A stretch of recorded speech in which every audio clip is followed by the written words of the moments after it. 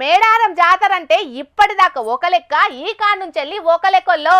ఎందుకంటారా, ఇది వరకు ఏ సర్కారులున్నా సమ్మక్క సారలమ్మ జాతర వస్తుందంటే అప్పటి మందమే పైసలు ఖర్చు పెట్టి చేతులు దులుపుకునేటోళ్ళు.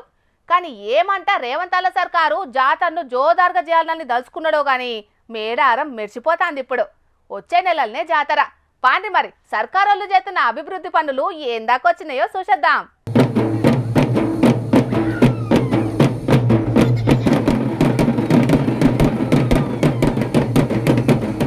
అగో మేడారం రూపు మారిపోయిందోల్లో. అట్టి గద్దెలు తెల్లటి రాతి గద్దెలైనాయి. రాతి గద్దెల మీద ఆదివాసి చరిత్రంతా చూడ చక్కటి శిల్పాలుగా రూపుదిద్దిండ్రు. లేటుగా మొదలుపెట్టినా జాతర దగ్గర పడుతుంది కాబట్టి పనులు స్పీడ్గా చేస్తున్నది సర్కారు. సమ్మక్క సారలమ్మ గద్దెలుండే వరుసలనే పగడిద్దరాజు గోవిందరాజుల గద్దెలను రాతితోటి కట్టించిండ్రు. కొత్త గద్దెలు ఎంత ముద్దుగున్నాయో కదా. ఉదారం పొదుగాల ఆదివాసి పద్ధతుల ప్రకారం పగడిద్దరాజును గోవిందరాజును ఈ గద్దెల మీద ప్రతిష్ఠ చేసిండ్రు. పూజ హాజరుపడ్డది ఈ కార్యానికి.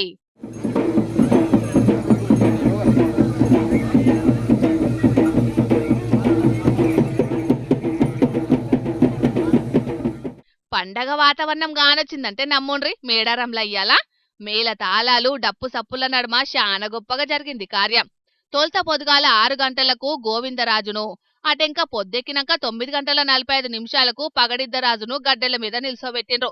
ఇక ఈ నుంచి భక్తులంతా ఒకటే వరుసలొచ్చి పగడిద్దరాజును గోవిందరాజును సమ్మక్క సారలమ్మను దర్శనం చేసుకోవచ్చునట. ఈ గుడిలో మార్పులకు సంబంధించి మేము మొట్టమొదటిసారి ఆలోచించింది, పూజాలతో చర్చించి ఒప్పించి చేసిన కార్యక్రమము ప్రధాన ఘట్టము గోవిందరాజు పగడిద్దరాజుల గద్దెలను మరి ఒక లైన్ లో పునర్ప్రతిష్ఠింప చేయాలని ఆలోచన వచ్చింది.